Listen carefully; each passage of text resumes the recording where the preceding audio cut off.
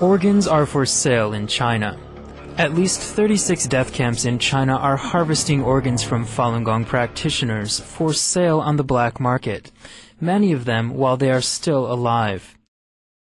Organ harvesting of Falun Gong practitioners was confirmed by a 2-month investigation by former Canadian Secretary of State David Kilgour and the Canadian international human rights lawyer David Matas. We've been asked to investigate allegations. After considering everything as best we could, was that the allegations are true. We believe them to be true, that this harvesting is indeed happening.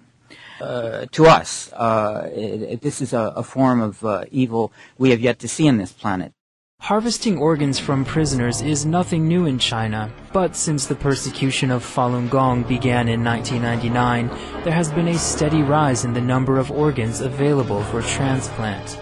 That's why Dr. Wenyi Wang challenged Chinese President Hu Jintao on the White House lawn. I had encountered some Chinese patients who had gone to China and came back with kidneys, and when I asked them where they came from, they said, oh, it was my cousin or something like that. But then some of them told me that they had bought the kidneys from executed prisoners. Although the government said that this was something they had gotten consent for, that the prisoners had agreed to beforehand, or the families had consented, the evidence was overwhelming that there wasn't any consent involved. And in fact, it was just the government doing what they wanted. The South China Post reported that 99% of organ transplants in China come from executed prisoners. The Chinese government has been harvesting organs from prisoners since the 80s. The U.S. State Department has known about this, and it has been addressed at several hearings.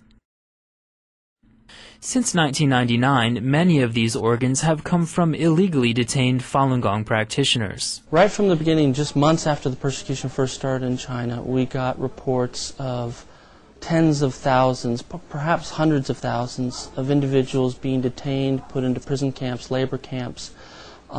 This developed and increased over the years, and what we had was, particularly in the period between 2000 and 2003, hundreds and hundreds of thousands, if not millions, of Falun Gong practitioners in labor camps throughout China. Many of those were taken from their homes by police, no paperwork, no judicial process, and thrown into prisons, and many of their family members had no idea where they were. The Canadian report finds executed prisoners cannot account for the rise in organ transplants starting in 1999. There were just as many executions before and after Falun Gong began to be persecuted, but the number of transplants increased by 41,500.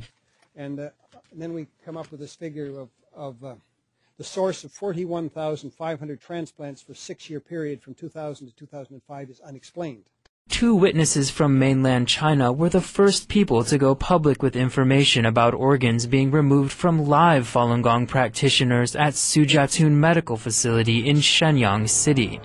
Only Falun Gong practitioners were detained at Sujiatun. There were about 6,000. Since then, a Chinese military doctor has said that there are at least 36 camps like Sujiatun throughout China. Most Falun Gong practitioners are held in the northern regions of Heilongjiang, Jilin, and Liaoning. Subsequent investigations by the World Organization to investigate the persecution of Falun Gong have confirmed these findings.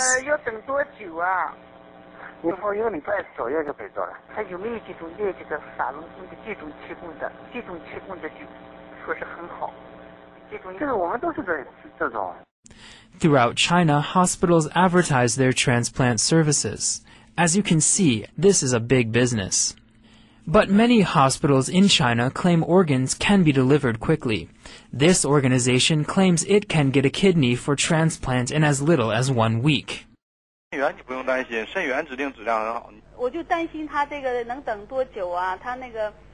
那不一定，如果还跟你的血型有关，还跟你的配型结果有关，有可能咱们这第一天出院，没等第一回出院，第二天就配上了呢，还有这种情况，也有可能等一段时间才能配上。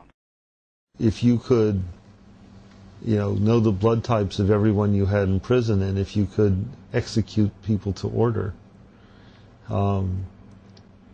then you could certainly deliver hearts and livers.